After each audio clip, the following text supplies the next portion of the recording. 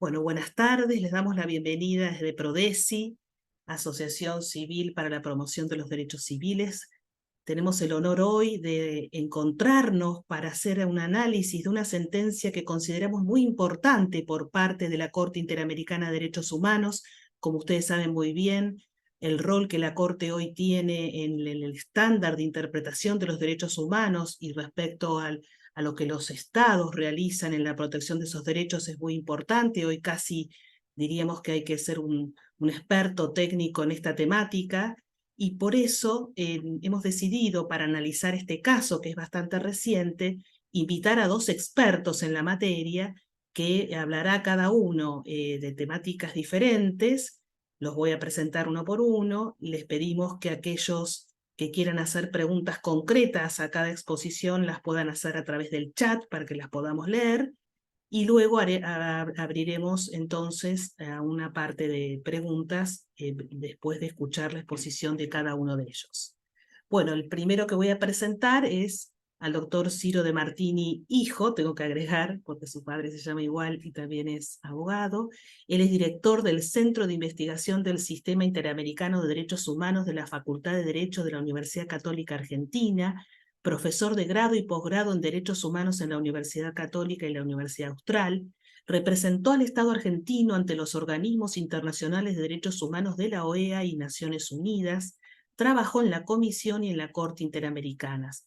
Fue visiting scholar en universidades europeas, autor de publicaciones sobre derecho internacional de los derechos humanos, y en este caso particular, Ciro De Martini acompañó a un grupo de alumnos que presentaron una amicus curia frente a la Corte, en este caso, y están citados estos mismos alumnos en la sentencia. Bienvenido, Ciro. La idea es que él nos haga una introducción a cómo funciona el sistema interamericano. Gracias por tu disposición. Bueno, muchísimas gracias, Débora, por la presentación, muchísimas gracias además por la gentileza de invitarme a participar de este evento tan relevante en esta sentencia que ha sido tan importante no solamente para Argentina, sino para el sistema internacional.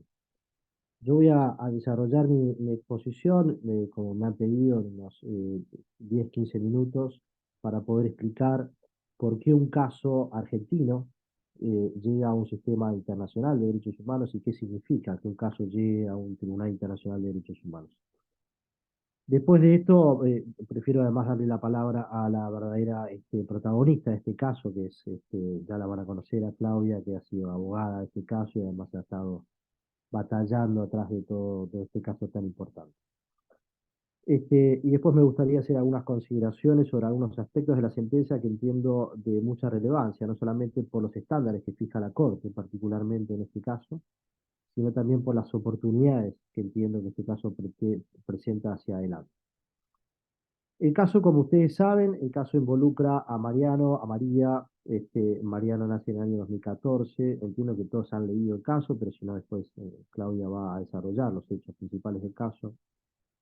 Pero lo importante en términos del sistema internacional es que el caso se inicia, bueno, con el nacimiento de Mariano en el año 2014, y a partir de ese momento, la primera intervención que tiene el sistema internacional es a través de un pedido de medida cautelar que se da en el año 2015. Es decir, antes de que se inicie el caso y antes de que el caso llegue a la Corte Interamericana de Derechos Humanos, para quienes no son abogados que están presentes hoy, la Corte Interamericana de Derechos Humanos es el tribunal regional más importante que existe en materia de derecho internacional de los derechos humanos.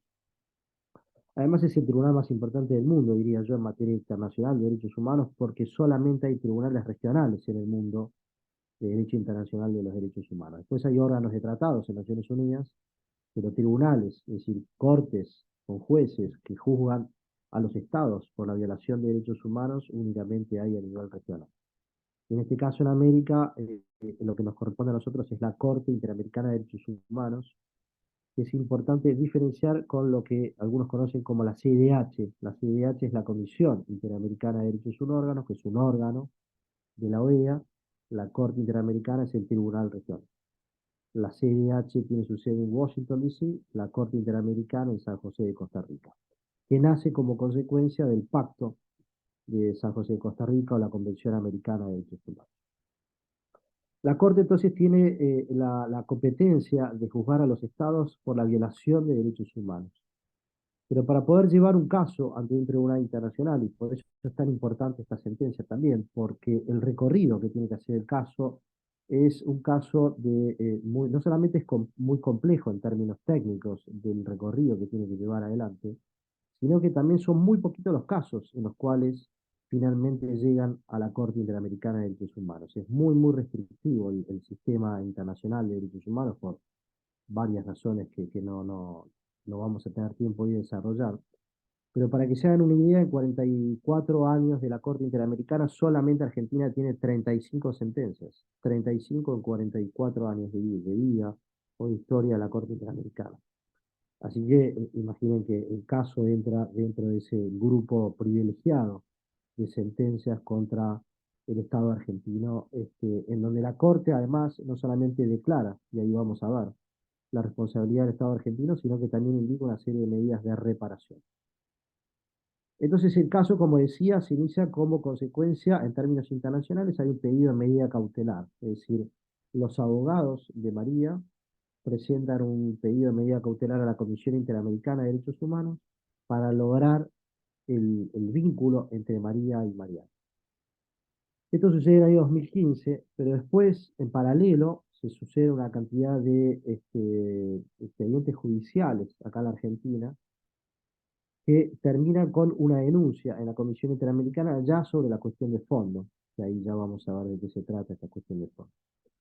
Pero lo importante entonces, el caso se inicia, como decía, en 2014, 2015 hay una medida cautelar, 2018 finalmente se denuncia a la Comisión Interamericana, es decir, se denuncia en este órgano de la OEA, que es la Comisión Interamericana, donde la Comisión Interamericana lo que hace es determinar no solamente la admisibilidad formal del caso, es decir, que el caso hago todos los recursos internos, lo cual hago un paréntesis porque esto es un tema de debate después en la sentencia, eh, sino que además ha cumplido los otros requisitos de admisibilidad como independencia y requisitos temporales. Pero lo importante es que la Comisión le dice al Estado argentino que el Estado argentino tiene que llevar adelante una serie de recomendaciones que le ordena la Comisión Interamericana.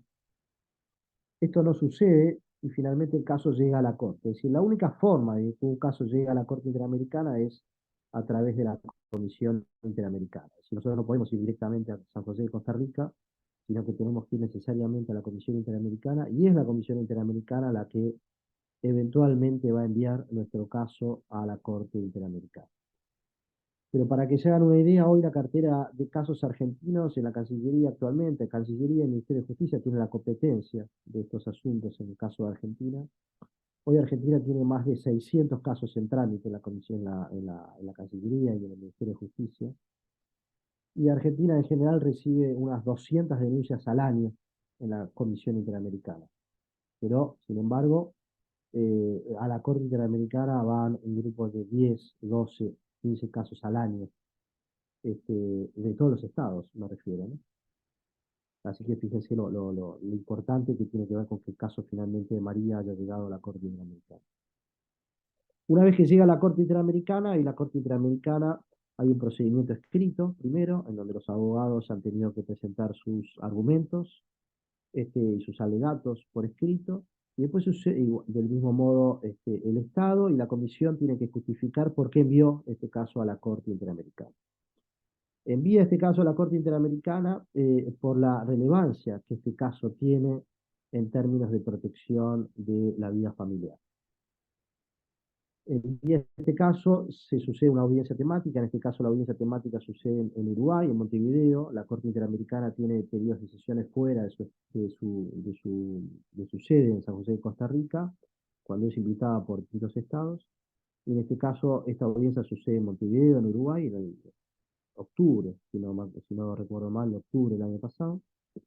Y finalmente la Corte delibera y dicta sentencia en agosto de este año. Así que a partir de ahora, la Corte Interamericana ordena una serie de medidas de reparación que el Estado va a tener que cumplir. Argentina, al igual que muchos estados de América, no tiene un sistema de ejecución de sentencias. Es decir, no hay un procedimiento para poder ejecutar una sentencia, sino que hay que ir a cada una de las medidas de reparación y cada una de las medidas de reparación individualizadas, uno tiene que ocuparse del cumplimiento de cada una independientemente. En Colombia, Perú, México tienen algunos sistemas de ejecución de sentencia, pero en el caso de Argentina hay unos, según lo último que vi, unos 40 proyectos más o menos en el Congreso para poner en funcionamiento un sistema de ejecución de sentencias, pero todavía esto no existe. Desde mi perspectiva, yo no creo que sea muy conveniente que exista un sistema de ejecución de sentencias, porque esto necesariamente, de acuerdo a la composición de las fuerzas políticas actuales, haría que todo lo que resuelva el sistema internacional en cualquiera de sus dimensiones sea obligatorio y haya que cumplirlo, es decir, no va a haber ningún margen para poder discutir la obligatoriedad o no de algunas medidas. Entonces, desde mi perspectiva, me parece que no es conveniente por ahora un sistema de ejecución. Pero más allá de eso, lo importante es que la Corte, cuando dicta su sentencia, lo primero que hace es un relato de hechos, y en este caso es importante también decir que el Estado argentino reconoció su responsabilidad internacional. En algunos casos el Estado, los casos no se litigan, sino que el propio Estado se allana y reconoce efectivamente su responsabilidad por la violación de los derechos respecto de María, de su madre y de Mariana. Este fue el caso. Entonces la Corte podría haber terminado su sentencia ahí. Sin embargo, la Corte entiende, y lo dice con término, dice, entiende útil, dice, de este modo lo dice la Corte, la importancia de desarrollar algunos estándares. Es decir, cuando digo estándares me refiero a la interpretación de la Corte sobre el alcance de un derecho humano y el modo en el cual la Corte va a interpretar el alcance de este derecho. Y lo va a hacer además al mismo caso, es decir, va a limpiar este derecho con los hechos concretos del caso y ahí va a determinar el estándar internacional, el alcance de ese derecho. Entonces la Corte en este caso lo que hace es, hace un relato de los hechos en su sentencia, y después de hacer relato de estos hechos, empieza a analizar algunos derechos en particular. En concreto hace una, para decirlo así a grandes rasgos, una división de dos grupos de derechos. Por un lado, los que tienen que ver con la protección de la familia, los que tienen que ver con la protección de la vida familiar y la protección familiar, y por el otro lado, lo que tiene que ver con las garantías judiciales. Es decir, todo las vulneraciones en términos de garantías judiciales y de debido proceso que se sucedieron en el trámite de la justicia interna argentina. Este es un caso además que forma parte de un grupo bastante, lamentablemente un grupo bastante grande de casos, en donde el propio Poder Judicial es el que provoca la violación al derecho humano que finalmente es denunciada en el Tribunal Internacional. El Poder Judicial interviene en todos los casos por la propia necesidad de lo que se llama el agotamiento de recursos internos y lo que se llama el principio de subsidiariedad, es decir, es el propio Estado el que tiene la competencia primaria de subsanar una violación a un derecho, y la necesidad de este agotamiento, es decir, de agotar los recursos internos para finalmente poder ir a un sistema internacional. Entonces, en general, obviamente, el Poder Judicial tiene intervención en los casos. Pero hay algunos casos en donde es el propio Poder Judicial, en el marco de sus propios procesos, que genera la violación dentro de su proceso judicial. Y este es uno de esos casos. Son muchos los casos. Lamentablemente, en un estudio que hice hace algunos años sobre la jurisprudencia internacional, sobre 40 años de jurisprudencia internacional, determiné que más del, cerca del 60%, 56, 57% de todas las empresas internacionales de América involucraban al Poder Judicial como el procurador principal de la violación a lo que se estaba denunciando. Es decir, que el Poder Judicial era principalmente el que violaba los derechos humanos que luego eran denunciados. Así que el caso María es uno de esos casos. El caso María es un caso también importante porque la violación se genera como consecuencia de la actuación del sistema de justicia de la provincia. Después el caso trae una serie de particularidades muy interesantes que no me voy a extender ahora, sino que seguramente un poquito más adelante, pero fija algunos estándares que entiendo importantes en términos del alcance de los derechos. Como decía, no solamente se desarrollan los hechos, sino que después la Corte organiza esto en dos grandes grupos de derechos. como decía, protección de la familia y de la vida familiar, por un lado, y por el otro lado, las garantías judiciales. Finalmente, después de esto, ordena una serie de medidas de reparación. La Corte Interamericana, cuando ordena o cuando decreta la responsabilidad internacional del Estado por la violación de un derecho, como consecuencia de esto, nace la obligación de reparar esa violación. Y ahí la Corte Interamericana, a diferencia del Tribunal Europeo, que en general restringe su sistema de reparaciones a una indemnización y lo hace bajo lo que se llaman criterios de equidad, la Corte Interamericana desarrolla una cantidad de distintas líneas en términos de reparaciones, que ahí vamos a ver cuáles han sido después en este caso, en donde no solamente se ocupa del caso concreto, sino que también se ocupa de que este tipo de casos no vuelvan a suceder. Entonces, por eso las sentencias interamericanas o las sentencias de la Corte Interamericana tienen tanta relevancia, porque cada una de estas sentencias son sentencias que tienen la capacidad o la potencialidad de modificar políticas públicas, de modificar el sistema jurídico argentino, de modificar inclusive hasta la cultura jurídica argentina. Entonces, por eso la importancia que tienen las sentencias interamericanas. Bueno, así que en este caso la Corte ordena una serie de medidas de reparación, que ahora en un ratito vamos seguramente a ver cuáles han sido este tipo de medidas, y actualmente el caso está en lo que se llama etapa de supervisión de incumplimiento. Es decir, la Corte Interamericana a partir de ahora va a supervisar que efectivamente la Argentina cumpla con la sentencia internacional. Bueno, no me quiero extender mucho más, Débora, porque me estoy pasando, me parece, del tiempo ya. Después, si hay tiempo, me gustaría tocar algunos aspectos del caso que me parecieron particularmente importantes. Como no, Ciro, muchas gracias, muchas gracias. Y sí, sí, después seguramente surgirán preguntas. Yo tengo por lo menos un par de preguntas para hacerte, pero voy a dar lugar entonces ahora a la segunda expositora de hoy, la doctora María Claudia Torrens. Ella es doctora en Derecho en la Facultad de Derecho de la Universidad de La Laguna en España, abogada por la Universidad Nacional de Rosario, licenciada en la Universidad Nacional de Educación a Distancia en España, autora del libro Autonomía Progresiva, Evolución de las Facultades de Niñas, Niños y Adolescentes, docente de grado y posgrado en la Facultad de Derecho de la Universidad Nacional de Rosario, miembro de la Comisión Directiva de la Asociación Argentina de Filosofía del Derecho, donde tengo el honor de haber compartido con ella y haberla conocido y haber trabado una amistad, miembro titular del Instituto de Derecho e Integración, ejerce la profesión en defensa de los derechos humanos, los derechos de los niños, niñas y cuestiones de derecho de familia. Ella ha sido, junto con otras abogadas, las que llevaron adelante la defensa de María y lograron esta sentencia. Así que bienvenida, Claudia, a Prodesi, te agradecemos y te escuchamos.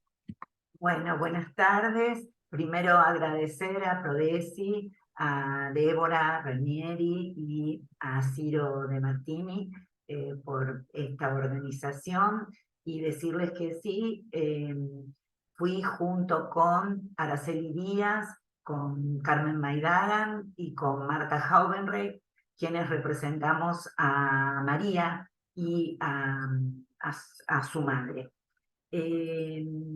Creo que Ciro acaba de dar un pantallazo bastante grande y en algunas cosas ha puesto la lupa sobre esta sentencia, que fue dictada hace muy poquito, el 22 de agosto del 2023. Un poco en conversaciones con Débora, la idea es resaltar algunos aspectos que en parte tienen que ver con los hechos y en parte tienen que ver con la cuestión jurídica, ¿no? Pero yo quiero empezar con una frase de María que la dice al final de la audiencia que tuvimos ante la Comisión Interamericana de Derechos Humanos. Como comentó Ciro, es quien primero recepciona el caso y quien institución que decide presentarla o no ante la Corte Interamericana. En la audiencia que se toma, que fue por Zoom, fue en plena pandemia, María termina su participación, le pregunta si quieren agregar algo más, y María dice, contando un poco cómo sucedieron la vulneración de sus derechos, ella lo resume de forma clarísima y contesta: no me preguntaron si quería ser mamá. Creo que este es un resumen. Nosotros, imagínense un poco, voy a contar un poco esa experiencia, ser abogadas primero de una niña y después de una adolescente y ahora de una joven, no es un ejercicio simple, sino que es muy complejo para un profesional, y cada vez que teníamos estas manifestaciones tan claras de que íbamos por el buen camino, era para nosotros muy satisfactorio. Pero creo que lo quiero decir porque creo que es un resumen del caso, María.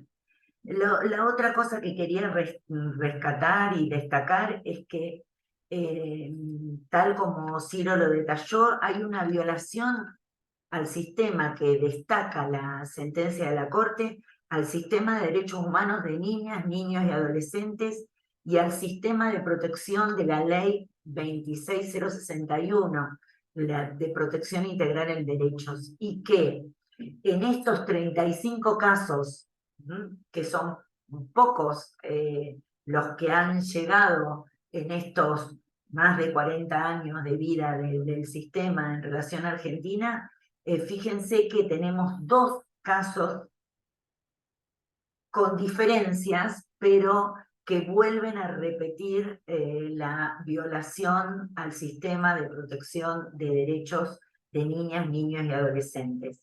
Un poco resaltar también que lo que se ponía en juego era un modelo discrecional de tomar decisiones por las niñas o los niños, por un sistema de protección en derecho. Entonces creo que la Corte Interamericana lo que deja firmemente asentado es que la protección del artículo 19 de la Convención Americana, que está contenida como vulnerado ese artículo que establece medidas especiales de protección a niñas y a niños, en este caso se ha vulnerado. También otro punto clave que lo trata la sentencia como un punto tercero, digamos, que es resaltar, Ciro habló del derecho a la familia como el primer punto, integridad e identidad, integridad personal e identidad, que la Corte lo pone como un primer aspecto. El segundo, que también habló Ciro, las garantías judiciales y la protección judicial. Y hay también un tercero, que es el derecho a la igualdad y a vivir libre de violencia. Y yo quiero tomar este punto ahora, el derecho a la igualdad, porque creo que se trató de una lucha por la discriminación a una niña madre, adolescente madre, joven madre, que había elegido tener la crianza de su hijo aún en circunstancias tan particulares, ¿no? Sobre todo su niñez, su adolescencia, su situación de ser una niña, una joven con dificultades económicas, pobre, y infinidad de situaciones de vulnerabilidad. La Convención de los Derechos del Niño, en su artículo 2, habla de la prohibición de discriminar. La Convención Americana hace lo mismo, y la Convención se llama a sí mismo sobre los derechos de los niños, se llama Tratado contra la Discriminación, es decir, también tiene un impacto, esta sentencia, en el sentido de respetar la igualdad, considerando todos los aspectos involucrados. Y por eso fíjense que la sentencia dice derecho a la igualdad y a vivir libre de violencia, ¿no? Los analiza juntos. Otra cuestión también que quería resaltar y que Ciro ha considerado es el tema de la familia. En ese aspecto la Corte, siendo, y acá sí me voy a referir a los hechos como están relatados en la sentencia y a los que ustedes pueden recurrir, bueno, esta es una niña que se entera de su embarazo con 12 años de edad y que su niño nace cuando ella tiene 13 años recién cumplidos. Va a la maternidad y la maternidad recurre como vía de atención y de protección de esa niña a la opción de la adopción. Y se trabaja solo o entrega, ¿no? O guarda. Se trabaja solo esa opción, no se permite ningún otro trabajo y nunca se desarrolla otro trabajo, otra posibilidad. Entonces, la Corte acá dice que se debe resguardar en una primera instancia la familia biológica, y la Corte lo deja señalado explícitamente. Además, también la consideración de la familia ampliada. Creo que, y hay un dato muy importante, a lo mejor bien jurídico, que es que en los casos anteriores donde se trata el derecho a la familia, por ejemplo, Atala Rifo o Fornerón, se habla de la relación, sobre todo en Atala, ¿no? Del artículo 17 de la Convención Americana, que es el derecho a conformar una familia, junto con el artículo 11, que es el derecho a no tener injerencia sobre la vida privada, ¿no? La Corte los ha relacionado y en esto ha sostenido que no hay un modelo único de familia, con lo cual lo que de alguna manera se está diciendo que una niña madre, una adolescente madre, porque es madre con 13 años, es adolescente, no debía ser discriminada en su posición de querer tener y llevar a cabo la crianza de su hijo y conformar una familia. Que sí, lo que se requería, lo dice la Corte, lo dice la Comisión, y lo dice la doctrina especializada, y lo dicen la norma de nuestro Código Civil y Comercial y de nuestra Ley de Protección. Lo que se requería era la protección del Estado. Y ahí está la vulneración, que el Estado no protegió esa posibilidad de conformar una familia, con todas las medidas, dice el artículo 19 de la Convención Americana, que se debían desarrollar. Así que creo que eso es un punto, y lo que quiero remarcar es que la condena en el caso María es relacionar entonces el artículo 17, el derecho a la familia, con el artículo 11, el de prohibir las injerencias arbitrarias, junto con el artículo 19, que es establecer medidas de protección. Con lo cual creo que en ese aspecto nosotros hemos quedado realmente muy satisfechas con esta interpretación de la Corte, y me parece que en la línea que decía Ciro, después seguramente lo vas a ampliar, Ciro, la Corte sella un camino de defensa vinculando estos tres artículos. El otro que quería resaltar es cómo se desarrollan los derechos de niñas, niños y adolescentes y se protegen en el sistema regional, remarcando que si el hecho ocurre cuando la persona es niña o niño, la interpretación del caso debe ser conforme al Corpus Juris de protección de derechos de niñas, niños y adolescentes y a la Convención. Por eso recurre tantas veces en este caso y en otros casos de niñez a la Convención de los Derechos del Niño, que es un tratado perteneciente al sistema universal. Con lo cual ahí yo me quería detener porque hay un punto que al describir el interés superior del niño, también la Corte dice que se debían analizar los dos intereses. En un primer momento solo el de María, porque el niño no había nacido, que es el gran problema también de las disposiciones de los órganos administrativos y judiciales, que no tienen en cuenta que han tomado decisiones sobre un no nacido, ¿no? Entonces, muy importante para nuestra normativa. Entonces, eso la Corte lo señala. Otra cuestión muy importante es que en muchos, salvo en Hellman versus Uruguay, la Corte no se ha detenido tan precisamente en el derecho a la identidad.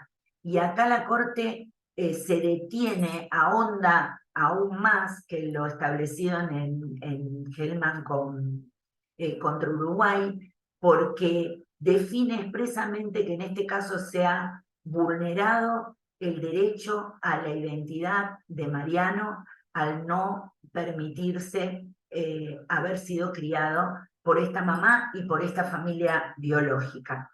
Creo que eso es un aspecto que tendremos que aún analizar más y estudiar más, pero de lo que dice y compararlo, ¿no es cierto?, con otras sentencias. Yo, cuando estábamos preparando el caso, pensaba mucho en el caso Grisonás, que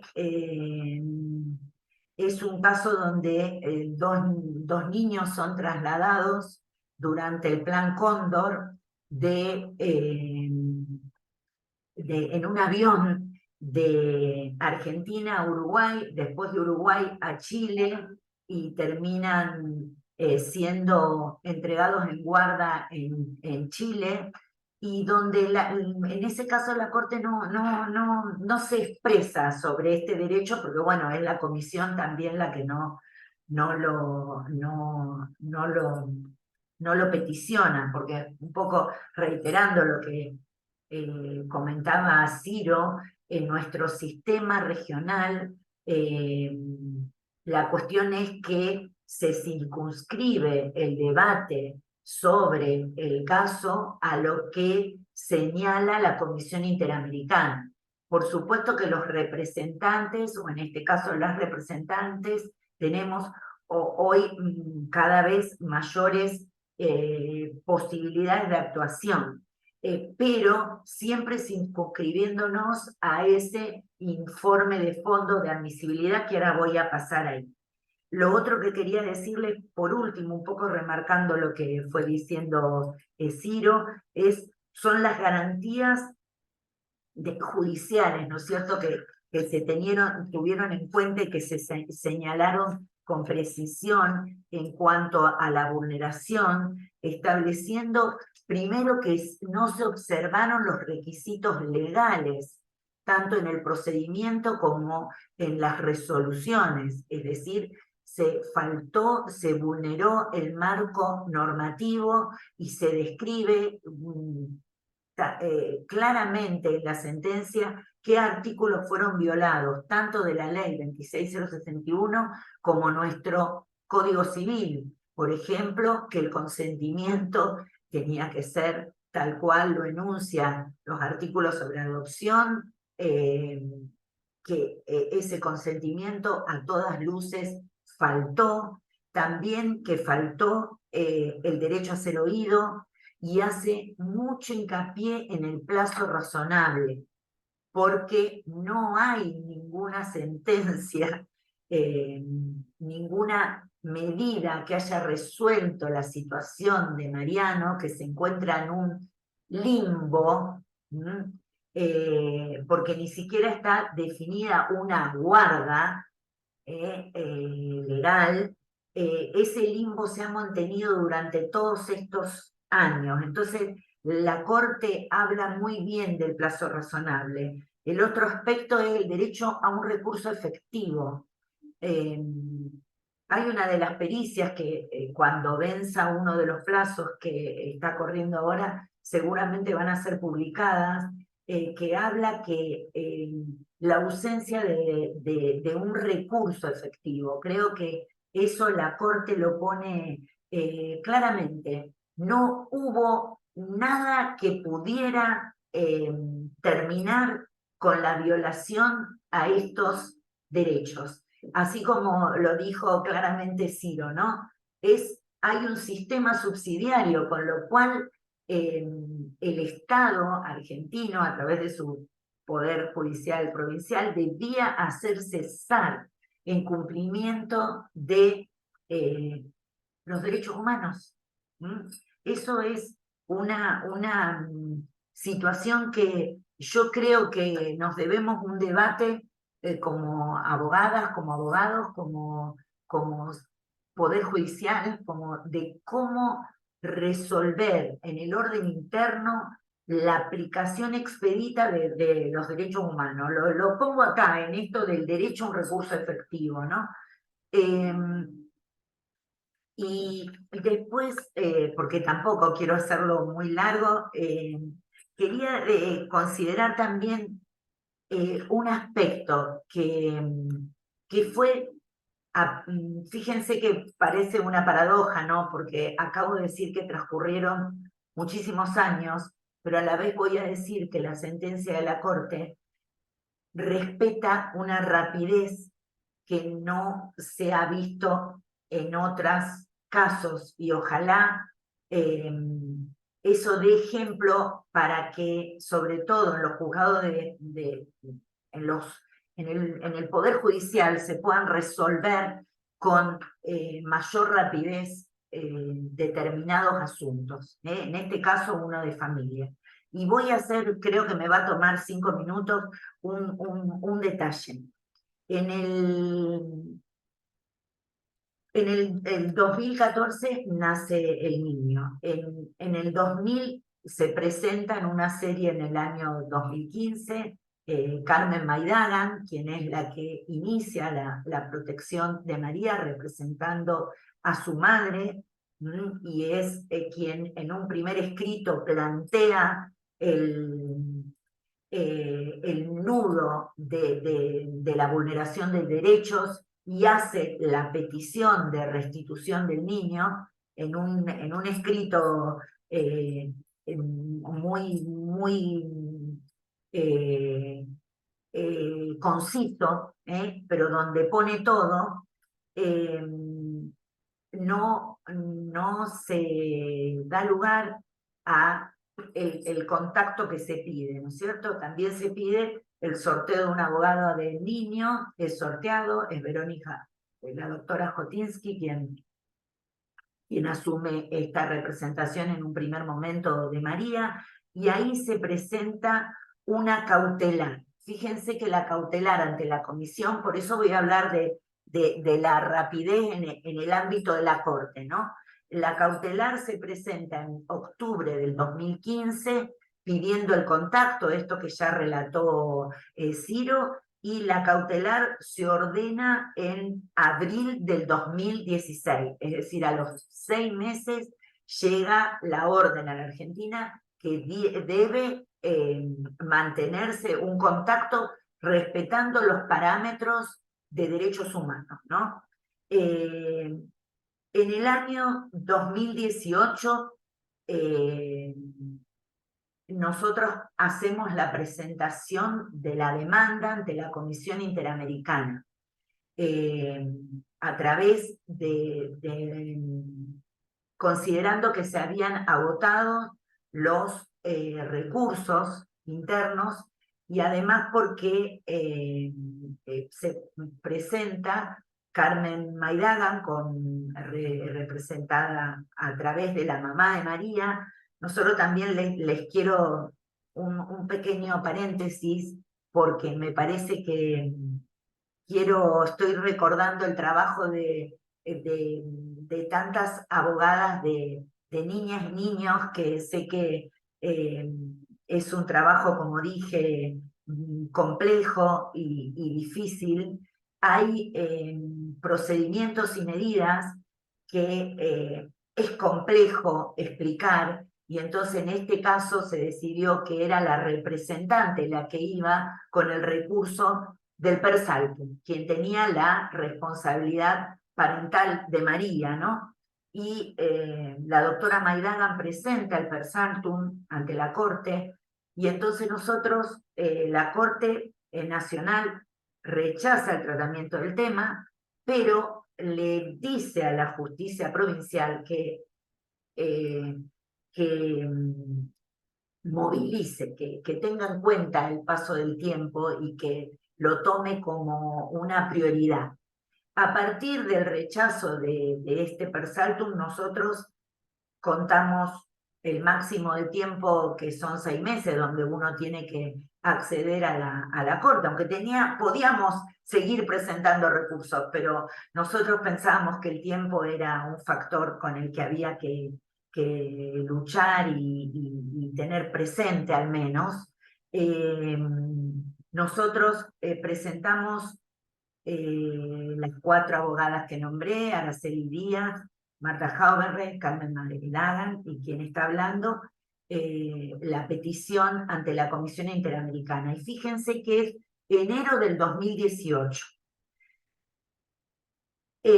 La Corte corre traslado, algo de lo que dijo Ciro, hay una serie de cuestiones, y en el año 2020 la Corte la Comisión Interamericana resuelve unir el informe de admisibilidad junto con el informe de fondo para justamente hacer el procedimiento más rápido. Y es así que el 21 de diciembre del 21 tenemos el informe de fondo y admisibilidad. Este es el que va a contener el marco del caso. Esto, fíjense que estamos hablando, ahora es como, ven cómo se acortan los tiempos en el sistema, porque estamos en diciembre del 2021. Hoy estamos a la puerta del 2023 y ya tenemos sentencia. Esto realmente es para considerar, y de ahí empieza una catarata de lucha con los plazos, porque el 25 de abril la comisión presenta el caso, y ahí, ¿no es cierto?, terminó de sellar. Ahí terminó de circunscribir el caso. Entonces, y ahí, bueno, se dan los distintos traslados también. Por supuesto que allanó esta situación, que el Estado considerara que había esta vulneración de la que hablaba la comisión y que las representantes remarcábamos, y la audiencia la tuvimos, como recordó Ciro, el 19 de octubre del 2022. Y la sentencia en menos de un año. Fíjense que además quedaron alegatos, porque la sentencia no fue completa, sino que la audiencia, se escucharon a las víctimas y se escucharon comentarios nuestros como un adelanto de los alegatos, al igual que del Estado y de la Comisión Interamericana. Pero los alegatos finales tuvimos un tiempo posterior para formularlos, y los mismos el Estado, es decir, que hubo tiempos que no pueden ser suprimidos. Y igual así, la sentencia se dicta el 22 de agosto del 2023. Un poco para terminar y después ver las preguntas, yo creo que la sentencia reconoce la vulneración de estos derechos que medianamente enumeré. cierro detallando, ¿no es cierto?, que introduce, porque me parece que no dije nada de esto, la Convención Belén do Pará, y habla de una violencia institucional hacia esta niña, adolescente, joven, mujer, y creo que esto es un aspecto muy importante de la sentencia. Bueno, creo que hay mucho para leer de la sentencia, hay mucho para decir, hay mucho para seguir analizando. Bueno, Débora. Bien, muchas gracias, Claudia. ¿No? Por Muy favor. claro el recorrido. Hay dos preguntas que te han hecho directamente hacia vos, te las voy a hacer, y una para Ciro, que se la voy a hacer después que vos respondas. La primera pregunta es, aquí hay un sistema, diríamos, institucional, como vos decís, hospitalario y de los organismos que se dedican a la adopción, que ante una menor que queda embarazada y aunque decides continuar con el embarazo y tener el bebé, el Estado, diríamos así, las instituciones decidieron que no podía ser madre, ¿no es cierto? O sea, no se tuvo en cuenta ni a ella ni a su madre. La pregunta es si esta es una práctica común porque acá hay muchos profesionales de la salud también, Claudia, que están atentos a esto, sabiendo que toda madre en una situación de vulnerabilidad, una decisión de tal tenor es complejísima, ¿no es cierto? Entonces es como que todo se condicionó para que ni bien naciera el bebé, incluso le hicieron firmar, digamos, la adopción, digamos, como si fuera una adopción prenatal que tampoco existe en el derecho argentino. Entonces la primera pregunta es si esto es habitual y por eso esta sentencia está marcando una responsabilidad del Estado y obviamente las averiguaciones que vendrán después. Esa es la primera pregunta. La segunda es si a ustedes como abogadas se les ocurrió también representarlo a Mariano, porque acá hay dos víctimas, ¿no es cierto? No, bueno, la mamá de María también, pero diríamos, aquí hay un niño al cual se le quitó, diríamos, el contacto con su madre. Bueno, gracias a ustedes que ese contacto no se perdió, pero si a ustedes en algún momento se les ocurrió también representar a Mariano o no, o solamente a María y su mamá, ¿no? Que es la familia afectada. Esas dos preguntas. Tenés que abrir tu audio, ¿eh? Tenés que abrir tu audio.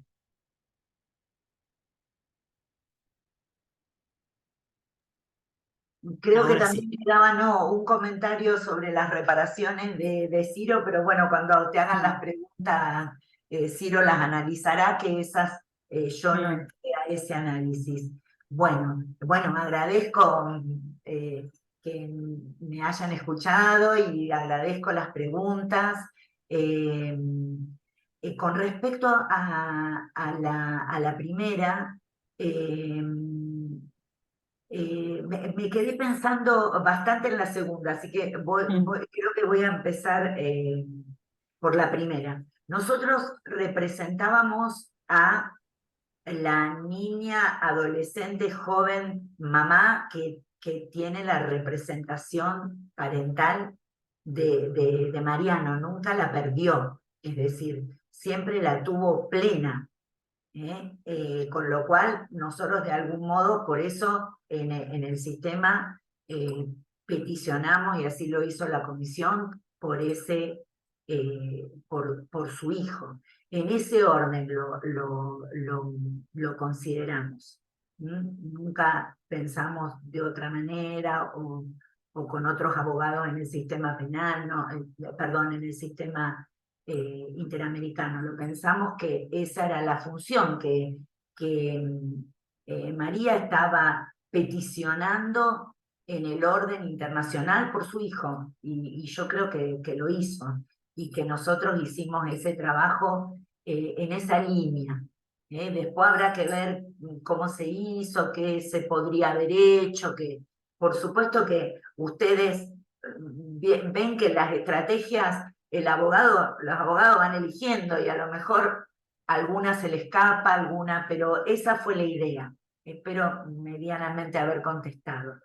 Y respecto a la otra pregunta, bueno, se ordena investigar. Por eso me acordé que Ciro iba a detenerse un poco en las reparaciones. Se ordena investigar qué pasó en los lugares de salud y de algún modo se habla de violencia institucional con claridad por haber sostenido una única línea. Además, fíjense que realmente lo que acá se vulneró, y por eso yo dije en un principio que se vulnera el sistema de protección de niñas, niños, adolescentes, que en nuestro país costó mucho definirlo. Estamos hablando del año 2005 que se dicta la ley 26061, con lo cual, y la convención es 1989, es decir, estamos hablando de un espacio enorme y con lo que costó llegar a la norma. A ver, creo que la pregunta me da pie para decir algunas cosas que me faltaron. Me parece, realmente pienso, después podemos hacer quizás otro conversatorio con todas las abogadas, porque estoy como escuchando a mis compañeras en mi cabeza, ¿no? Sosteniendo algunas líneas y sobre todo esto, ¿no? De la violencia institucional, de los prejuicios con los que se trabajan. Creo que esto no puede ser un caso aislado, con los que se trabajan en los ámbitos de salud, en los ámbitos judiciales. Nosotros muchas veces nos decimos, bueno, habrá que rever hasta planes de estudio de las universidades de cómo abordamos. Yo la verdad que mi especialidad es más niñez, con lo cual en ese aspecto yo creo que siempre nos gana el sistema de la discrecionalidad. Resolvemos por el otro, resolvemos lo que pensamos que va a ser mejor. ¿Qué va a hacer esta niña con un niñito? Que entonces resolvemos nosotros. Yo creo que gana eso, pero al ganar eso se vulneran derechos, porque la norma dice otra cosa.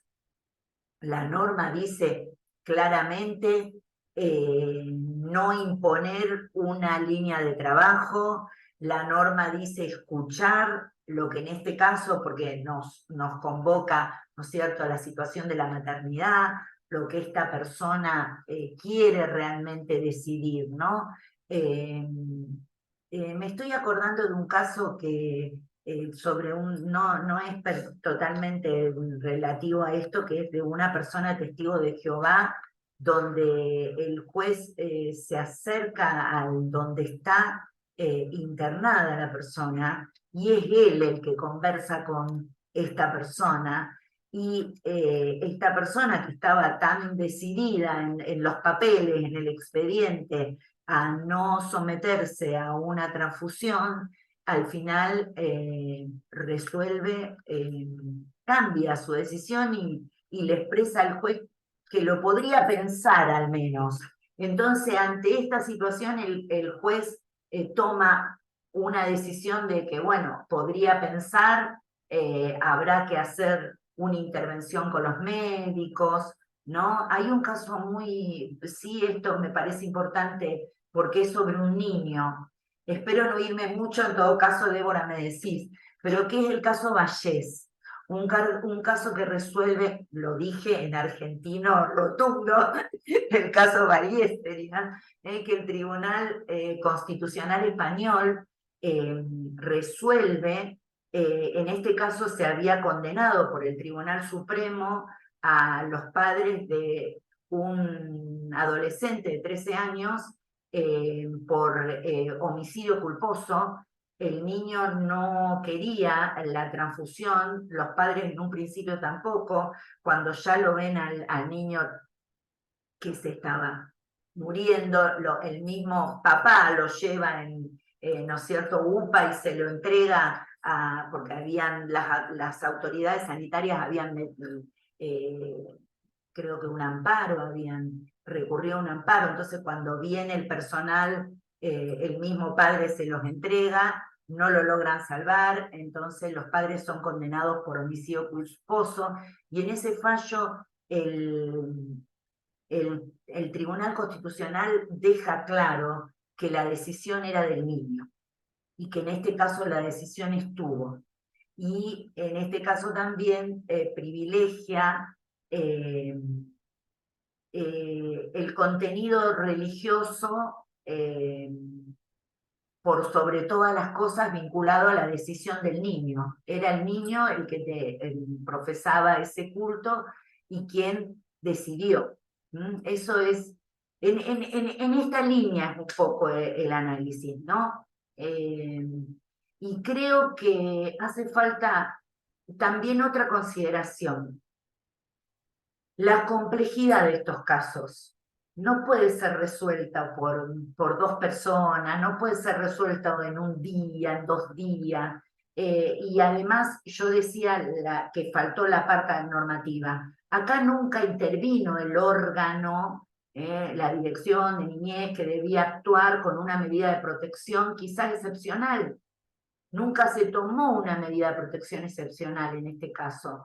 Y si el caso era tan, ¿no es cierto?, como que se veía por los actores que era tan imposible que se llevara a cabo esta relación, esta crianza, bueno, se debieron justamente designar medidas excepcionales y trabajar ahí, en ese marco. Nada de eso aconteció. No sé si contesté. Sí, sí, sí, muy claro, muy claro.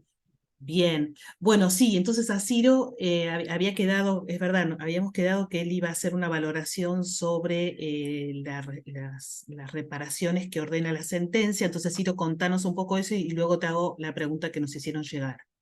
Bueno, muchas gracias, Débora. Bueno, yo ahí, si me permitís, Débora, antes de pasar a las reparaciones, yo quiero resaltar algunas cosas muy importantes que dijo Claudia, que me parece como estándares muy relevantes del caso. Porque los casos internacionales, no solamente, como hablábamos, ¿no? No solamente resuelven la responsabilidad internacional del Estado y además ordena una serie de reparaciones, que ahora vamos a ver de qué modo, sino que también fijan lo que se llaman los estándares internacionales. Y ahí deja sentada cuál es la interpretación que hace la Corte Interamericana del Tratado Internacional. Y ahí hay un tema, a mí me pareció como muy interesante este párrafo que voy a leer ahora. Primero porque la Corte dice, como dijo Claudia, de que debe primar la familia biológica. Esto como primer tema me parece como muy importante. Pero después la Corte, cuando analiza la vulneración de los derechos en orden a los hechos concretos del caso, es decir, primero habla de, como decía, ¿no? del orden público interamericano, del Corpus Juris en materia de niñez, y todo lo hace, además, en base a los estándares vinculados con la protección de niños.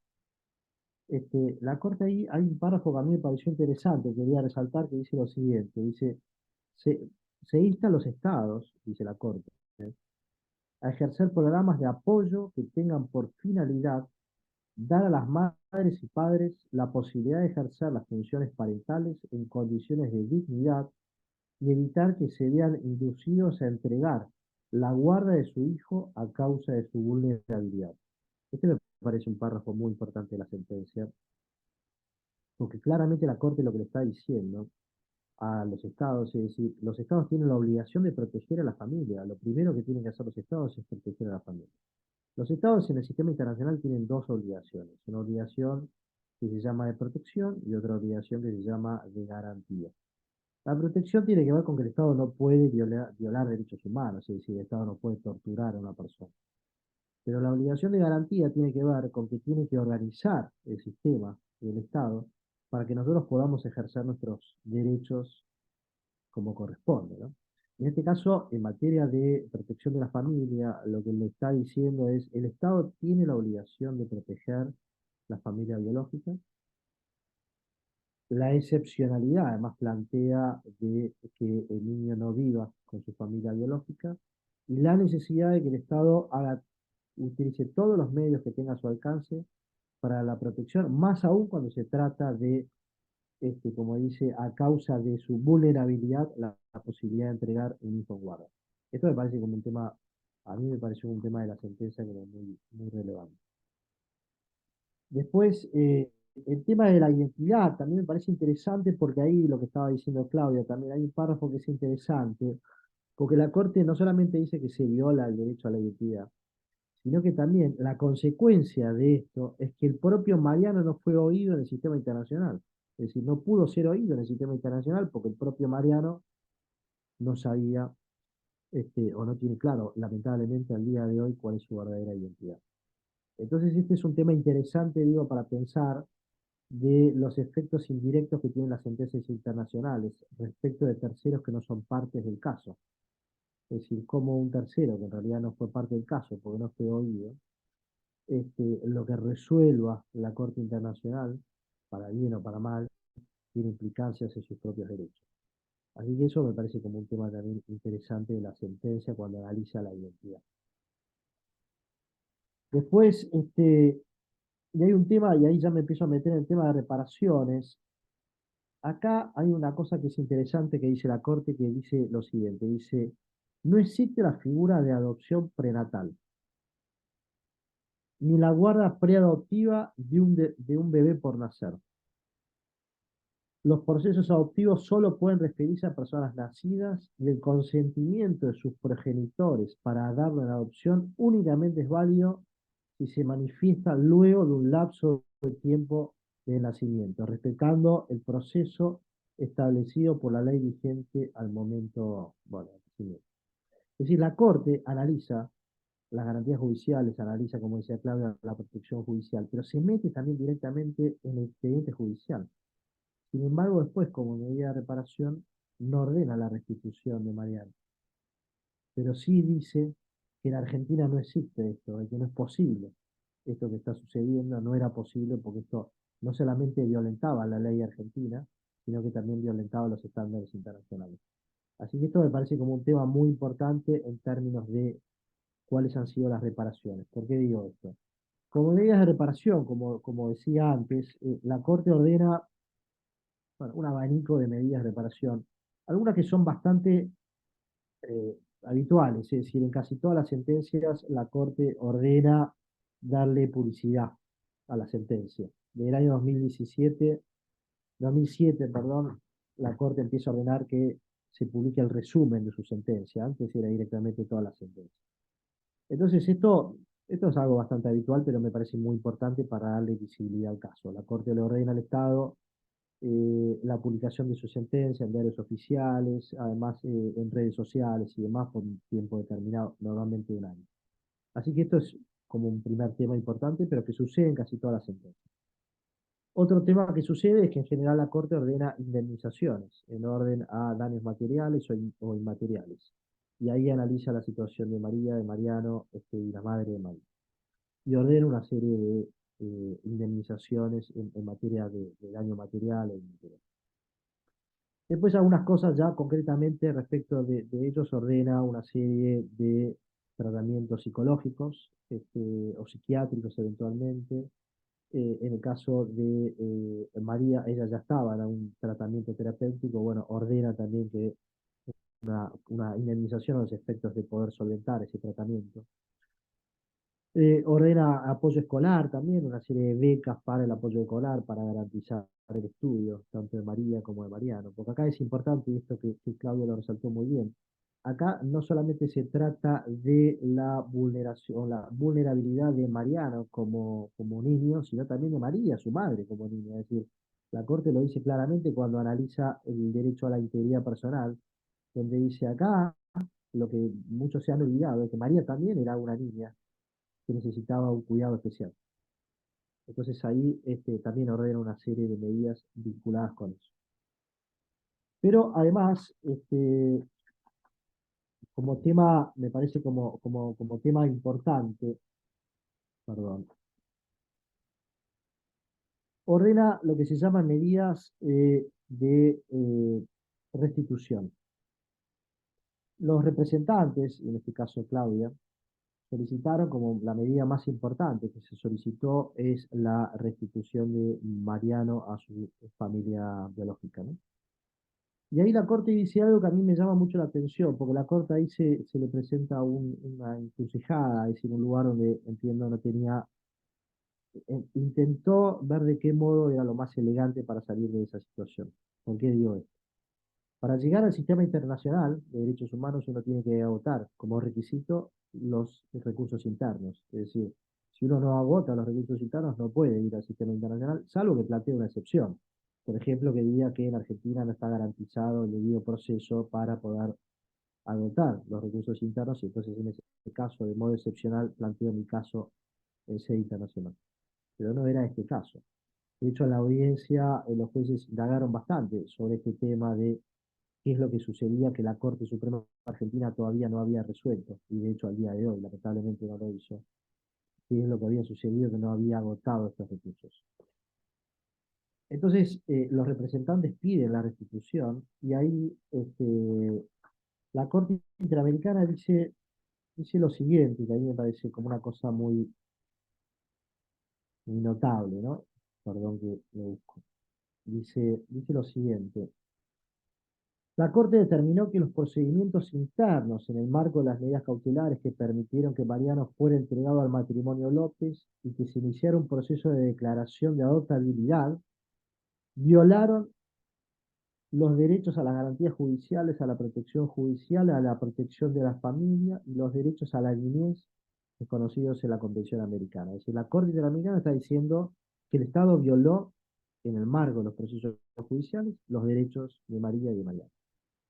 Pero dice, no obstante, el tribunal considera que en el presente caso no resulta posible acceder a la solicitud de ordenar la restitución inmediata de Mariano con su familia de origen, ya que el caso se encuentra todavía en trámite en el ámbito interno. Una cosa llamativa, porque si el caso se encuentra en trámite, entonces la Corte no debería haber resuelto porque faltaban agotar los recursos internos. Pero sin embargo, el caso era tan importante y la vulnerabilidad era tan manifiesta en el caso este de María y de Mariano, donde la Corte no tuvo otra opción que resolver esto del mejor modo posible. Y además, y acá es un aspecto que no es menor, el propio Estado argentino reconoce su responsabilidad internacional. Es decir, el propio Estado argentino dice, nosotros reconocemos los hechos y reconocemos la vulneración de todos estos derechos que forman parte del informe de fondo de la Comisión. Entonces, ante esto, la Corte tenía que tomar una decisión. Pero a mí lo que me parece interesante es que la Corte le dice finalmente al Estado que ahora tiene un año, es decir, de acá, de agosto de este año, de agosto del año que viene, para resolver la situación judicial o la situación jurídica de Mariano y la situación de la guarda respecto de la familia López. Entonces es interesante porque de acá a un año la Corte va a tener que resolver, la Corte Argentina, digo, ¿no? Debería, en cumplimiento de la sentencia internacional, resolver la situación de Mariano y de María.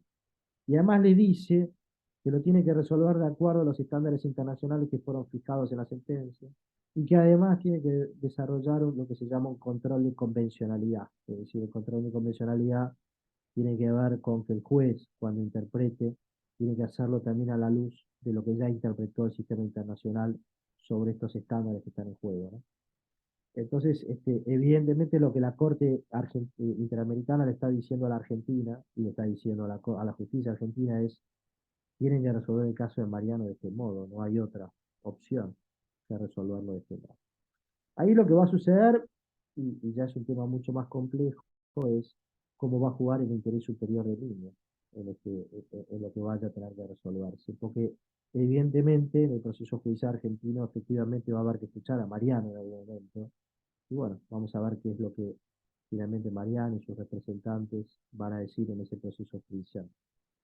Porque no me parece me parece claro que la Corte le está diciendo a la Argentina, usted violó los derechos de María y de Mariano, que le está diciendo al Poder Judicial argentino, usted violó todos los derechos, y además esto no lo debería haber hecho, y ahora tienen que resolver de acuerdo a lo que nosotros les dijimos. Yo no se los puedo decir porque soy respetuoso del principio de subsidiariedad y primero tiene que resolver la Corte Argentina.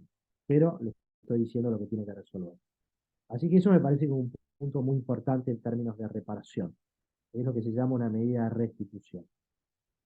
Después, además, y ahí se presenta, me parece, un tema interesante en términos de oportunidades para Prodesi, por ejemplo, que es lo siguiente. Ahí la Corte lo que dice es, hay una serie de medidas, lo que llaman garantías de no repetición. Las garantías de no repetición tienen que ver con que la Corte lo que ordena en el caso es una serie de medidas para que estos hechos no vuelvan a suceder. Entonces, concretamente, ahí la Corte ordena dos cosas. El primero, como esto involucraba al Poder Judicial de la provincia, ordena una serie de cursos de capacitación para operadores judiciales. Entonces dice concretamente para jueces, para fiscales y demás, sobre los estándares vinculados con la sentencia que estamos dictando y sobre los derechos de la niñez y demás. Es decir, concretamente lo que dice es, el Estado argentino tiene que capacitar al Poder Judicial. ¿Y por qué digo es una oportunidad?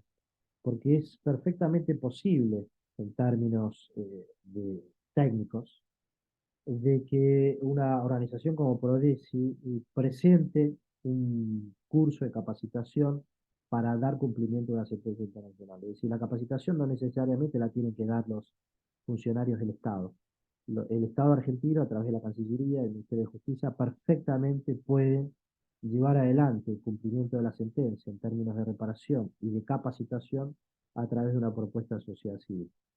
Esto es perfectamente posible y me parece una oportunidad, es decir, tomar el caso y presentar un plan de capacitación, digo, Prodesi, como pueden ser muchas otras instituciones de sociedad civil o inclusive de la academia, donde se pueda presentar un plan de capacitación y tratar de involucrarse en el cumplimiento de la sentencia, pero también en lo que se va a desarrollar en términos de capacitación de la justicia.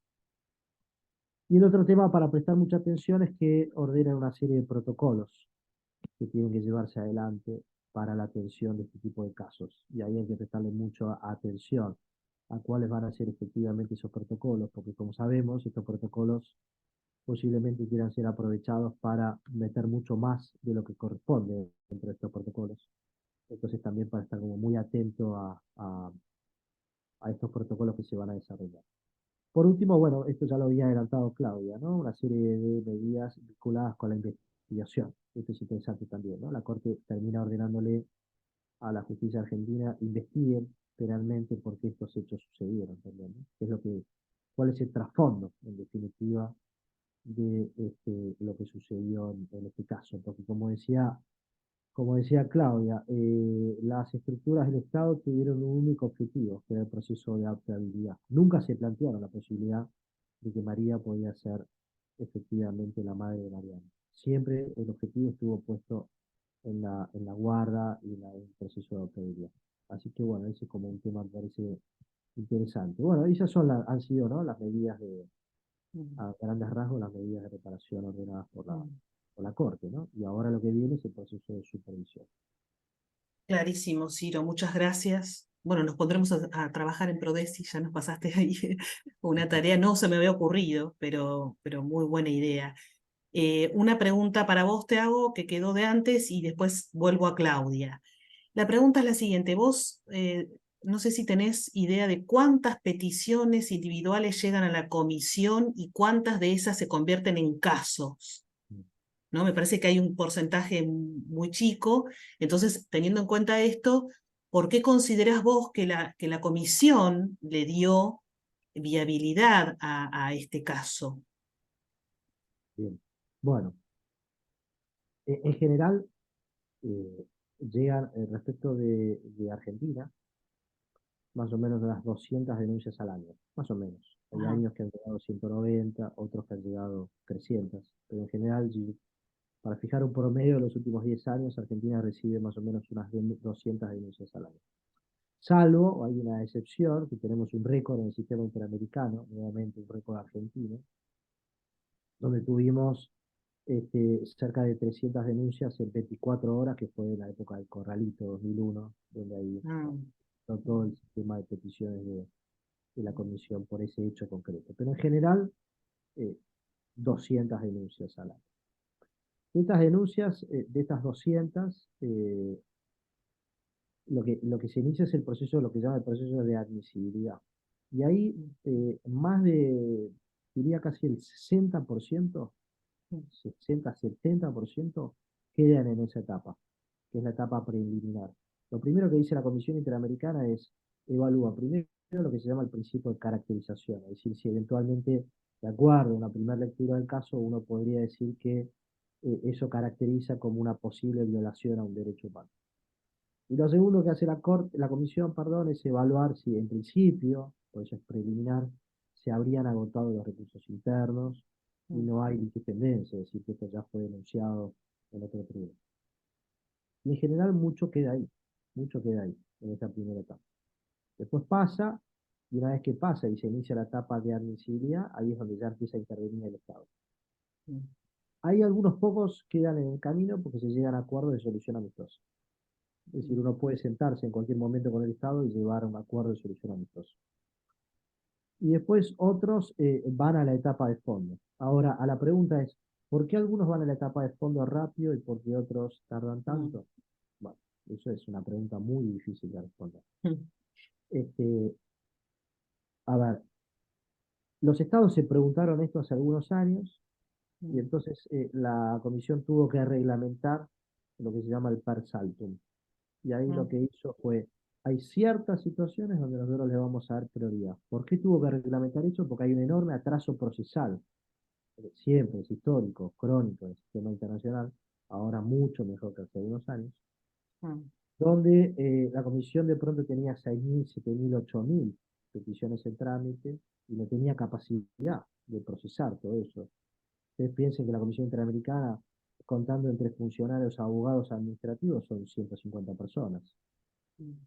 Absolutamente nada, es un estudio jurídico mediano, ¿no?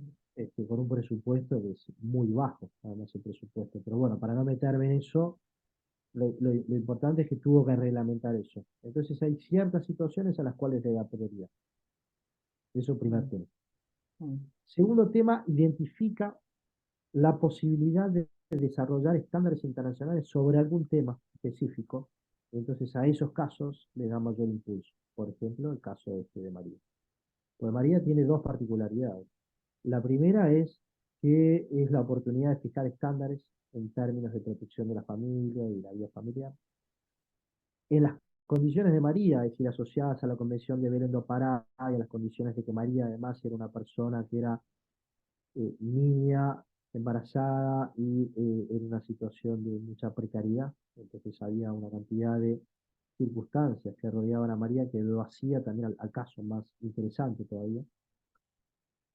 Y además que resolver el caso María era resolver un caso de que la violación, lamentablemente, al día de hoy se sigue produciendo. Entonces también, a veces, muchas veces los casos que llegan al sistema internacional, bueno, una desaparición forzada, o inclusive un hecho de tortura, lamentablemente el hecho sucedió, ¿ya? Y lo que hace falta es la investigación del hecho y eventualmente la reparación de las víctimas. Pero en este caso, lamentablemente, el hecho todavía continúa sucediendo. Por eso también la importancia del impulso de un caso como el de María. Y por otro lado, y esto no es un dato menor, también tiene que ver con el propio impulso que le dan los representantes del caso. Es decir, los representantes del caso, hay todo un trasfondo ahí también de lobby también y de llevar adelante o de impulsar el caso, ¿no? Es decir, hay muchos casos que quedan ahí dormidos porque los representantes inclusive no aparecen. Pero bueno, hay casos, ustedes piensen, por ejemplo, no tiene nada que ver, pero para poner un ejemplo. En el año 2005, en la época de Kirchner, removió una cantidad de jueces de la Corte Suprema, en los que estaba Boggiano, Moliné y demás. Estos jueces de la Corte Suprema todavía están, hace ya 20 años, en el sistema de fondo de la Comisión. Todavía no resolvió ni el fondo de la Comisión Interamericana. Estamos hablando de la institución de un juez de la Corte Suprema de Argentina, no estamos hablando de un caso no trascendente, un caso muy importante, y todavía está en la etapa de... En realidad ahora es de fondo, estaba en inicialidad, pero después hay un mecanismo que finalmente unieron muchos casos a medida de fondo, pero bueno, es muy técnico eso. Pero todavía sigue estando ahí, este caso, digo, para poner un ejemplo. Entonces me parece que todas esas circunstancias hacen que el caso vaya moviéndose. Y finalmente la comisión es la que tiene que decidir si el caso va o no a la corte. La comisión Mm, podría haber decidido que directamente publicaba su informe, lo que se llama el informe 51, y ahí se termina. Pero dada la importancia del caso, la comisión termina remitiendo el caso a Costa Rica y la corte sí tiene organizado la corte, porque tiene menos casos también, y tiene otra estructura. En general, un caso cuando llega a la corte, en general, promedio de 24 meses más o menos se ha resuelto. En general, en la corte, ¿no? En Costa Rica. ajá. En la Comisión Interamericana uno puede estar años y años. Y, bueno, como decía, Argentina hoy, la cartera de casos hoy es de 600 peticiones Mm, por el trámite en Argentina. mm, Hay 600 casos en trámite en ajá. Colombia. Bien, bien. Bien, Bueno, clarísimo, Ciro, clarísimo. Muchas gracias. Bueno, y María Claudia, lo que acá te preguntan es si ustedes como abogadas, ¿no? Hablo en plural porque ustedes trabajaron en un equipo, ¿no? Donde tenían que tomar decisiones, eh, tuvieron que dejar de hacer algunas conductas para resguardar a María, ¿no? Y el vínculo con su hijo, particularmente en referencia a la familia que tiene la guarda, ¿no? O sea, ustedes tuvieron que elegir qué estrategia seguir para que esto llevara a buen puerto, o no les quedó otra que hacer este camino. Eh, bueno, la pregunta es difícil y no sé si la termino de comprender, pero voy a tratar de contestar.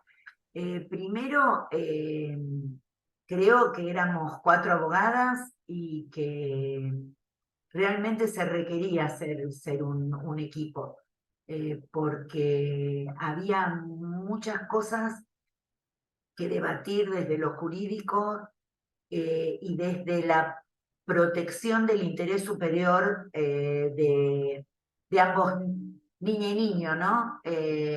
La autonomía progresiva de María, su participación, los derechos que tenían ambos. Siempre tuvimos en cuenta y fue conversado con María que ella era la representante parental. Sí lo tuvimos en cuenta. No creo que hayamos, lo único que yo conté que cuando Carmen Maidán trajo la posibilidad del per saltum, que era tan interesante, creo que tuvimos claro que tenía que ser a través de eh, la abuela de Mariano, es decir, la mamá de María, quien tenía la responsabilidad parental de María, porque era quien podía entender mejor toda mm, el recurso en sí, porque imagínense, y creo que esto me da pie para contar, que nosotros teníamos que leerle los recursos, cada escrito fue leído y conversado con María, y bueno, yo les puedo decir que los comprendía perfectamente. Por supuesto, no le leíamos a lo mejor toda la jurisprudencia, las hojas y hojas que poníamos de caso, pero sí le hacíamos un resumen y le decíamos, bueno, acá es jurisprudencia que avala nuestra posición. Ella ya se hizo una experta en ciertos aspectos y dice que va a estudiar abogacía. Lo que pasa es que realmente, como lo dijo en la audiencia ante la corte, María tuvo que dejar cosas para llevar y cargar con este juicio. Eso fue para nosotros verla, tuvo que, a veces cuando tenía que ver a su hijo le coincidían con determinadas materias, y en las materias la dejaban libre, la reprobaban y no había forma, aunque habláramos al colegio, pero claro, esas cosas sí las hacíamos sus representantes y hubiera sido importante, creo que lo que remarcaba Ciro de la ayuda a un padre o una madre adolescente del Estado. Bueno, era difícil explicar en los colegios, era difícil, ¿no? Creo que la perspectiva de un padre o una madre adolescente nos es complicado de considerar. Las instituciones no creo que la resuelvan fácilmente o de personas con precariedad, que requieren sí o sí de un plus de acompañamiento. Por eso yo creo que hemos hablado muchas veces con Débora la importancia de estas ONG en el acompañamiento, porque si no es muy difícil. Por eso aprovecho la pregunta para decir eso. Nosotros sí hubo una inversión muy grande de tiempo en tomarnos con ella la lectura de ciertos escritos. Eh, Quiero recordar algo que la Corte dice, también porque nombré a las abogadas, a Marta, a Carmen y Araceli,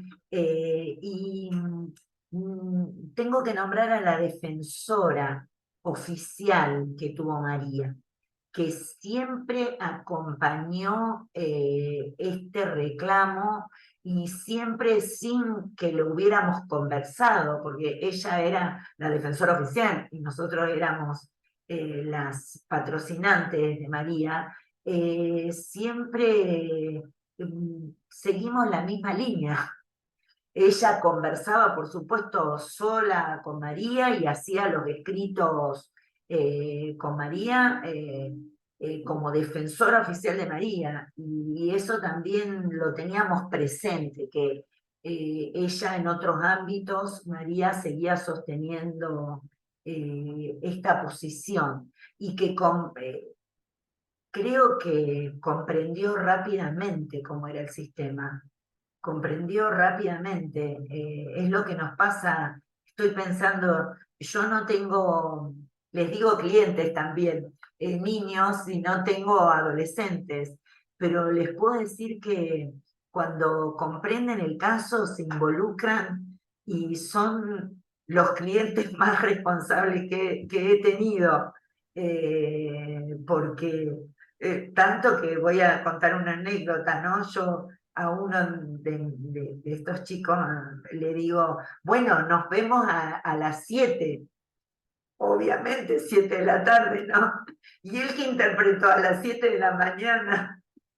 Entonces, menos mal que hubo un segundo mensaje, si no él iba a estar en mi estudio a las 7 de la mañana. Entonces yo pensé y le dije, sos el más responsable de mis clientes, porque cualquiera me hubiera rechazado que yo lo citara a las 7 de la mañana, ¿no? Y él se venía a firmar a las 7 de la mañana. No, pero es una pregunta, creo que la respuesta es no, no tuvimos que, salvo elegir a lo mejor, si era muy difícil, lo podíamos esperarla un poco. A veces le dábamos el material para que ella se lo llevara a la casa y lo terminaba de leer y lo conversábamos. Ella estaba muy atenta, preguntaba todo. Eso sí lo Sí, hizo. sí, sí, no, clarísimo. Bueno, me consta un montón de anécdotas que ustedes tienen, ¿no es cierto? Incluso de cómo más de una vez ella en la visita que tenía pactada no llegaba, creo que una vez no llegó porque se le mojaron los zapatos, ¿no es cierto?, en ese trayecto y todo lo que ella hizo. Vale la pena ver la audiencia, las dos audiencias en las que ella Sí, habla, porque el testimonio es muy importante. Bueno, ya se ha hecho la hora, hago una sí. última pregunta, Claudia, que nos hicieron, que es desde otro lugar. Respecto a las asociaciones o grupos que se presentaron como amicus, Bueno, ¿cómo vos podés apreciar eso? Por ejemplo, una pregunta que surge es si digamos, las asociaciones feministas que son de presentarse mucho en la Corte Interamericana, si alguna se presentó para defender los argumentos de María, o qué tipos de asociaciones se presentaron, o qué representantes de la sociedad civil o instituciones. No sé si eso nos podés decir. sí, los amicus están realmente, están descritos, ahora estoy buscando, y realmente yo creo que hicieron una labor. Nosotros cuando la Corte nos corrió traslado de estos informes, y después va a estar a disposición todos también nuestros escritos y los amicus. Nosotros hicimos alguna mención de todos los que se presentaron, porque todos realmente aportaban algo. Fueron Ahora muchos porque no recuerdo. fueron 6. Mm. Una universidad de Argentina, ustedes, la Universidad Católica, el posgrado, ¿no? No, la clínica jurídica que Clínica dirige, que jurídica. son alumnos de Lo grado, estoy de los citando últimos porque años. la verdad que em, gente de Santiago del Estero también, Mm, unas abogadas que trabajaron muy bien. Después, bueno, vos me preguntás, creo que la universidad que fue UNICEN quizás hizo un enfoque sobre más del ángulo más mm, feminista, y después una de las peritos, González Contró, que es mexicana, tuvo esa mirada y bueno, nosotros tuvimos como perito a Marisa Herrera, que es mm, citada, la González Contró es citada como una de las peritos, pero no hay ninguna cita de su trabajo, pero en el caso de Marisa Herrera, sí, es citada. Y yo creo que es citada en la parte pertinente sobre donde se habla de derechos de la mujer. Estoy ujú. tratando, Bien. porque creo que en los Amicus los trata, no sé si vos, Ciro, ahí los tenés Sí, sí, para la Universidad de La leérselo. Sabana, ¿no? También participó. Sí, la Universidad de La Sabana. Ajá. eh, ¿Dónde está? Informe Amicus. Claro, Ahora interesante que esos amigos se los hacen llegar a ustedes y ustedes los pueden sí, tener y en cuenta al para el Estado y relato. la Ajá. Comisión. Es Bien, bien. realmente un trabajo interesante el de los Ujú, ámbitos, sí, ujú, porque realmente se aprovecha, porque los leímos, lo mismo que nos alcanzan las periciales, por supuesto, hubo 4 peritos, y, y bueno, y además yo imagino que queda como un material, porque mm, eso, una vez que termine el periodo eh, para presentar aclaraciones, estimo, no sé, quizás eso lo manejás más vos, Ciro. Yo creo, eso no lo tengo bien claro, pero creo que después en ese momento se suben todos los escritos y las pericias y todo, y uno puede acceder a ellos, porque en algunos casos no se sube todo el material, pero yo mm. creo que acá, como se ha resguardado la identidad y demás, para mí se van a subir. ¿eh? Sigo Acá, buscando a ver si, no, pero ¿querés que te los pase a los amigos? para leerlos, para que todos lo sepan, porque está acá en la, vos Son lo tenés seis, ahí, son léelos. seis amigos. Son seis Eso. amigos. El Instituto Interamericano del Niño, Niña y Adolescente, Mm, el Instituto de Estudio e Investigación de Niños, Niñas y Adolescentes en el marco de la Asociación Civil Sin Fines de Lucro Red Latinoamericana de Estudios e Investigación de Derechos Humanos y Humanitarios, capítulo Argentina. 3. La línea de paz y justicia transicional de la Clínica Jurídica de Interés Público de Derechos Humanos de la Universidad de La Sabana. mm, La Fundación Sur Argentina, mm, el Centro de Estudios en Derechos Humanos y el Observatorio de Derechos de Niños, Niñas y Adolescentes, ambos de la Facultad de Derecho de la Universidad Nacional del Centro de la Provincia de Buenos Aires, y listo. la Clínica Jurídica de la Facultad de Derecho de la Pontificia Universidad Católica Argentina. Mm, Yo bien. considero que fueron amicus muy importantes. Y no sé si por lo general cuántos se acompañan, pero haber tenido 6 es un número, sobre todo para el desarrollo tan rápido que tuvo en la Corte.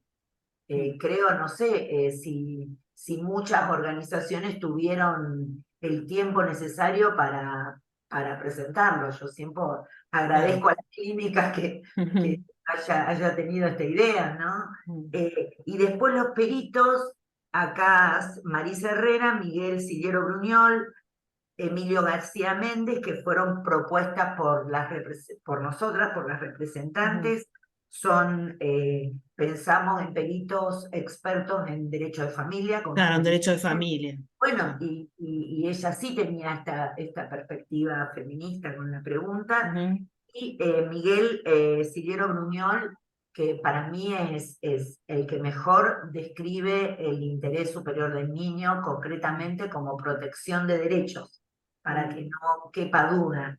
Es de Diego Portales, creo que es la universidad.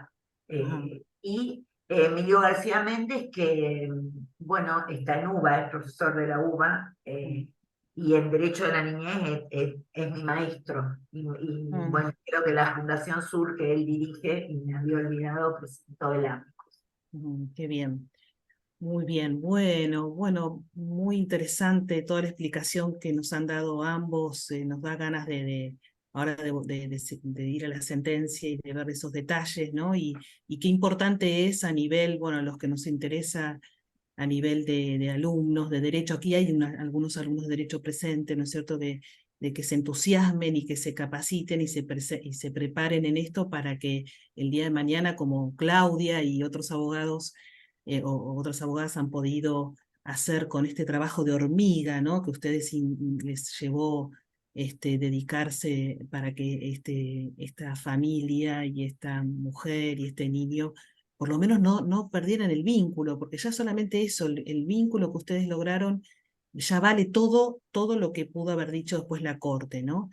A futuro, ¿no? Pensando en ese niño que sabrá que siempre su madre lo quiso y que nunca lo quiso abandonar y que lo quiso criar, ¿no? Eso ya creo que vale más que cualquier otro parecer. Así que yo me quedé con muchas ganas de más cosas, así que les agradezco, bueno, desde Prodesi les agradecemos mucho la dedicación de ustedes, la disponibilidad, apenas los convocamos para poder dar a conocer, es una manera de dar a conocer esta sentencia también, para que los estudiantes de Derecho se entusiasmen, la lean, el Poder Judicial también la conozca, y también los profesionales de salud que se encuentran en los hospitales con estos casos donde a veces no se protege a estos casos de maternidad vulnerable.